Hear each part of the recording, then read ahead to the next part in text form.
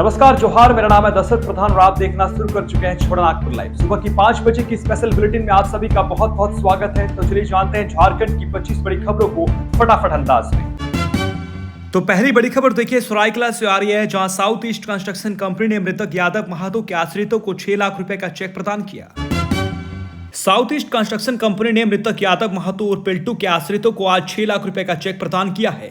बता दें कि 13 जनवरी को मृतक यादव महातो और पिल्टू सोसोमली से एयरटेल जा रहे थे, जिस दौरान कंपनी की टैंकर के चपेट में आकर उनकी मौत हो गई थी।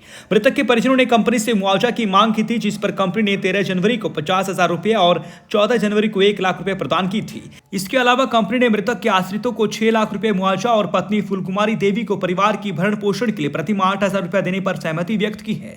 आज जगदीश महातो के हाथों मृतक की पत्नी फूलकुमारी महातो को 6 लाख रुपए का चेक प्रदान किया गया। इस मौके पर मृतक के पिता कालीचरण महातो, मृतक की बहन सरोली महातो, उप मुखिया प्रवांशु महातो, संजय महातो, जेएलके नेता तगाड़जोड़ा ग्राम प्रधान अंगद महातो आदि उपस्थित थे।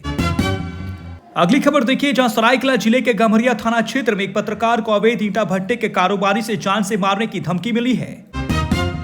पत्रकार मनीष कुमार ने बताया कि वे समाज में चल रहे अवैध गतिविधियों और अनियमितताओं पर खबर बनाते हैं। हाल ही में उन्होंने जिले में संचालित अवैध ईंटा भट्टे के खिलाफ एक विस्तृत रिपोर्ट तैयार की थी, जिसमें कारोबारी महादेव नायक के अवैध ईंटा भट्टे का भी उल्लेख था। इस मामले को लेकर महादेव नायक ने मनीष कुमार को 20 से 25 लोगों के साथ घर आकर उठा लेने की धमकी दी थी। इसके बाद 14 जनवरी की शाम को एक अज्ञात नंबर से कॉल कर जान से मारने की धमकी दी गई। इस धमकी से पत्रकार और उनके परिवार डरा हुआ है। मनीष कुमार ने कहा कि जान से मारने की धमकी पत्रकारिता के स्वतंत्र अधिकार का हनन है। उन्होंने इस संबंध में महादेव नायक के खिलाफ सख्त कार्रवाई करने की मांग की है।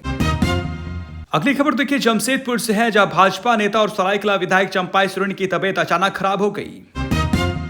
सरायकेला विधायक चंपाई सोरेन की तबीयत अचानक खराब हो गई है। उन्हें टाटा मेन हॉस्पिटल में भर्ती कराया गया है। डॉक्टरों के अनुसार उन्हें बीपी और लूज मोशन की समस्या हुई है। फिलहाल वो डॉक्टरों की निगरानी में हैं। चंपाई सोरेन ने सोशल मीडिया पर अपने स्वास्थ्य के बारे में जानकारी साझा की है। उन्होंने लिखा है कि स्वास्थ्य जटिलताओं के कारण आज सुबह टीएमएच में भर्ती हुआ हूं। डॉक्टरों ने कहा है कि चिंता की कोई बात नहीं है, अब बेहतर महसूस कर रहा हूं। जल्द ही पूर्ण स्वस्थ होकर आप सभी के बीच लौटूंगा। अगली खबर सरायकेला से आ रही है, जहां रायटी पुलिस ने चोरी के लोहा और वाहन के साथ 2 अभियुक्त को किया गिरफ्तार।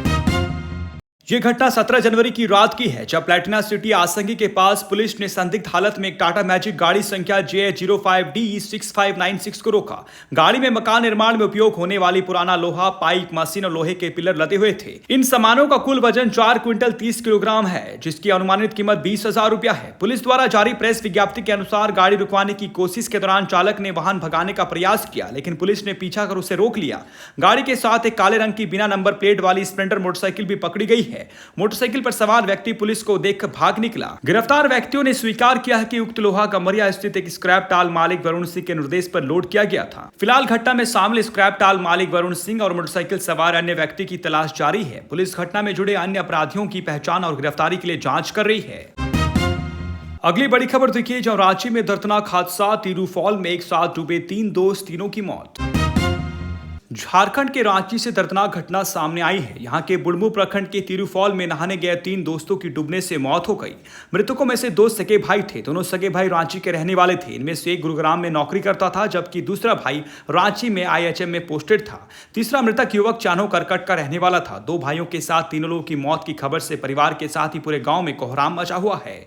तीनों मृतकों की पहचान कर ली गई है। दोनों मृतक सके भाई का नाम आशीष और अंकुर था। दोनों रांची के हेहल के रहने वाले थे। उनके पिता का नाम पद्मलोचन दास है। तीसरे युवक का नाम दीपक है, जो चानो करकट गांव का रहने वाला था। शुक्रवार को दोपहर में तीनों नहाने के लिए तीरू फॉल में उतरे थे। इस दौरान डूबने से तीनों की मौत हो गई। तीनों मृतकों की उम्र 20 से 25 साल बताई जा रही है। अब इन लोगों को भी मिलेगा पीएम आवास का लाभ, सरकार ने बदले नियम। केंद्र सरकार ने पीएम आवास योजना 2.0 की शुरुआत कर दी है। पिछली बार के मुकाबले इस बार नियमों में बदलाव किए गए हैं। केंद्र से मिली गाइडलाइन के अनुसार अब 9 लाख रुपए कमाने वाले भी इस योजना का लाभ उठा सकते हैं। नगर विकास विभाग ने धनबाद नगर निगम को इस संबंध में गाइडलाइन जारी करते हुए ऑनलाइन पोर्टल से आवेदन प्रक्रिया शुरू करने का निर्देश दिया है। शहरी गरीबों को आवास उपलब्ध कराने के लिए केंद्र सरकार ने 4 साल बाद इस योजना को फिर से शुरू किया है। केंद्र के निर्देश के बाद झारखंड सरकार के नगर विकास एवं आवास विभाग ने नगर आयुक्त को पत्र लिखकर इस योजना के लिए लाभुकों से उसे ऑनलाइन पोर्टल से आवेदन लेने का निर्देश दिया है। ऑनलाइन आवेदन के बाद प्राप्त एक्नॉलेजमेंट रसीद के साथ सभी दस्तावेज नगर निगम कार्यालय में जमा करने हैं। इस योजना को राज्य सरकार ने 4 घटक में बांटा है। इसमें 2 घटक के लिए नगर निगम मॉनिटरिंग करेगा, बाकी 2 घटकों के लिए बैंक से लोन लेने पर उस पर सब्सिडी मिलेगी। इस योजना का लाभ लेने के लिए दस्तावेज जरूरी। 14 जून 2015 से पहले नगर निकाय क्षेत्र में रहने वालों को इस योजना का लाभ मिलेगा। आवेदक का आधार कार्ड एवं वोटर कार्ड, आवेदक के परिवार के सभी सदस्यों का आधार, जमीन का दस्तावेज, खतियान, डीड, लगान रसीद, बैंक पासबुक और स्वयं का फोटो जरूरी होगा। देश के किसी भी हिस्से में मकान नहीं होने का देना होगा अपना शपथ पत्र। बने हुए फ्लैट या मकान खरीदने पर भी सरकार देगी सब्सिडी। इस बार ऑनलाइन पोर्टल के माध्यम से करना होगा आवेदन। अगली खबर देखिए, जहां झारखंड में कब होंगे नगर निकाय चुनाव, हेमंत सरकार ने हाईकोर्ट में बताया। झारखंड में नगर निकाय चुनावों को लेकर बड़ा अपडेट सामने आया है। प्रदेश की हेमंत सोरेन सरकार ने हाईकोर्ट को जवाब देते हुए नगर निकाय चुनावों का समय बता दिया है। झारखंड में नगर निकाय चुनाव 4 माह में करा लिए जाएंगे। राज्य निर्वाचन आयोग को अभी तक अपडेट मतदाता सूची नहीं मिली है। सूची मिलने के बाद चुनाव की प्रक्रिया तेजी से पूरी की जाएगी। हाईकोर्ट में गुरुवार को यह जवाब राज्य की मुख्य सचिव अलका तिवारी ने दिया है। इस पर जस्टिस आनंद सेन की कोर्ट ने भारत निर्वाचन आयोग को 1 सप्ताह में मतदाता सूची देने का निर्देश देते हुए सुनवाई अगले सप्ताह निर्धारित की है। कोर्ट ने मुख्य सचिव को निजी तौर पर पेश होने पर छूट प्रदान की है। मुख्य सचिव ने अदालत को बताया कि पिछड़ा वर्ग के आरक्षण को लेकर ट्रिपल टेस्ट की प्रक्रिया अंतिम चरण में है। प्रक्रिया पूरी होने के बाद सरकार चुनाव करा लेगी। इस पर अदालत ने नाराजगी जाहिर की है और कहा कि कोर्ट पहले ही कह चुकी है कि ट्रिपल टेस्ट के नाम पर चुनाव को रोका नहीं जा सकता है। कोर्ट ने जो आदेश दिया है उसका पालन किया जाए। सुप्रीम कोर्ट और हाई कोर्ट की खंडपीठ ने भी इस पर सहमति जताई है। ट्रिपल टेस्ट के मामले पर कोर्ट कोई सुनवाई नहीं कर रहा है। इस पर सरकार की ओर से कहा गया है कि मतदाता सूची मिलने के बाद 4 माह में चुनाव करा लिए जाएंगे। भारत निर्वाचन आयोग की ओर से अदालत को बताया गया कि लोकसभा चुनाव के पूर्व मतदाता सूची तैयार की गई थी। ये सूची 13 जनवरी को ही राज्य निर्वाचन आयोग को दे दी गई है। इस पर राज्य निर्वाचन आयोग की ओर से कहा गया कि हर साल 5 जनवरी को संशोधित मतदाता सूची जारी होती है। इस बार अभी तक ये सूची नहीं मिली है। इस पर कोर्ट ने भारत निर्वाचन आयोग को 1 सप्ताह में मतदाता सूची जारी करने का निर्देश दिया है। अगली खबर देखिए, जहां झारखंड में 5 घंटे लगातार गरजा बुलडोजर, प्रशासन ने तोड़ डाली 70 दुकानें। जाने क्या थी वजह। गुरुवार को झारखंड में जमकर बुलडोजर गरजा। प्रशासन ने यहां आदित्यपुर में 70 दुकान पर बुलडोजर चलाकर तोड़ दिया। प्रशासन ने कहा कि आगे भी बुलडोजर कार्रवाई जारी रहेगा। गुरुवार को झारखंड में जमकर बुलडोजर चला। लगातार 5 घंटे तक अतिक्रमण के खिलाफ चले अभियान में 5 दर्जन से ज्यादा दुकानों को जमींदोज कर दिया गया। आदित्यपुर औद्योगिक क्षेत्र में गुरुवार को अतिक्रमणकारियों पर कानून का चाबुक चला है। जायडा ने 5 घंटे के अभियान में बुलडोजर चलवाकर एनआईटी मोड़ से रेल ओवरब्रिज तक करीब 70 झोपड़ीनुमा दुकानों को जमींदोज कर दिया। सुबह 11 बजे से शुरू हुआ अतिक्रमण हटाओ अभियान शाम 4 बजे तक चला। इस दौरान दुकानदारों में हड़कंप मचा रहा। इस दौरान प्रशासन ने अतिक्रमणकारियों के खिलाफ एक्शन जारी रहने का संकेत दिया है। प्रशासन का कहना है कि अतिक्रमण के खिलाफ अभियान पूरे हफ्ते तक जारी रहेगा। इस दौरान शहर में सैकड़ों दुकानों और मकानों पर ध्वस्तीकरण का खतरा मंडरा रहा है। बता दें कि औद्योगिक क्षेत्र में भारी वाहनों के आवागमन में काफी परेशानियों का सामना करना पड़ता है। इसे लेकर जायडा क्षेत्र में अतिक्रमण हटाओ अभियान चलाया जा रहा है। ये कार्रवाई एसडीओ सदानंद महतो के निर्देश पर की गई है। इसके लिए दंडाधिकारी एवं पर्याप्त संख्या में सशस्त्र बल भी प्रतिनियुक्त किए गए थे। अभियान में जायडा के क्षेत्र उप निदेशक दिनेश रंजन, सीओ अरविंद बेदिया, आरआईटी थाना प्रभारी विनय सिंह मौजूद थे। अगली बड़ी खबर देखिए, जहां महाधिवेशन की तैयारी में झारखंड मुक्ति मोर्चा, कल्पना सोरेन को मिलेगी बड़ी जिम्मेदारी। झारखंड की गांडी विधानसभा सीट से विधायक और मुख्यमंत्री हेमंत सोरेन की पत्नी कल्पना सोरेन की नाम की चर्चा चल रही है। जल्द ही झारखंड मुक्ति मोर्चा एक महाधिवेशन करने जा रहा है। स्थान और समय तय होना बाकी है, लेकिन यह तय माना जा रहा है कि मुख्यमंत्री हेमंत सोरेन की पत्नी सह गांडे से झामुमो विधायक कल्पना सोरेन को पार्टी में बड़ी जिम्मेदारी मिलने जा रही है।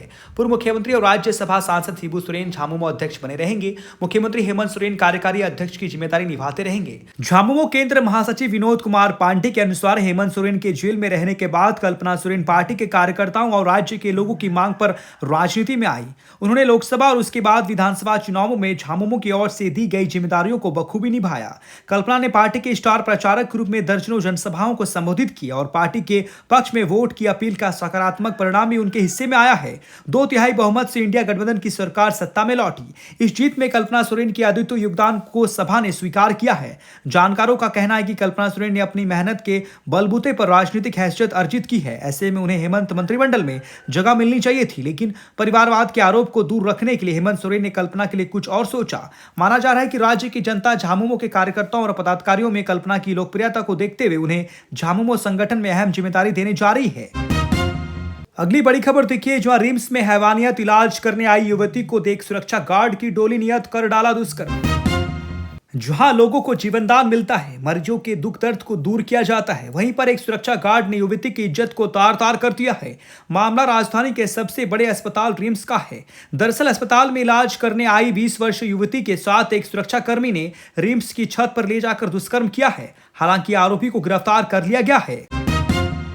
झारखंड की 25 बड़ी खबरों की बुलेटिन में बने रहने के लिए धन्यवाद। चैनल को सब्सक्राइब कीजिएगा, वीडियोस को लाइक कीजिएगा और अपनों के बीच शेयर जरूर कीजिएगा। धन्यवाद। जोहार।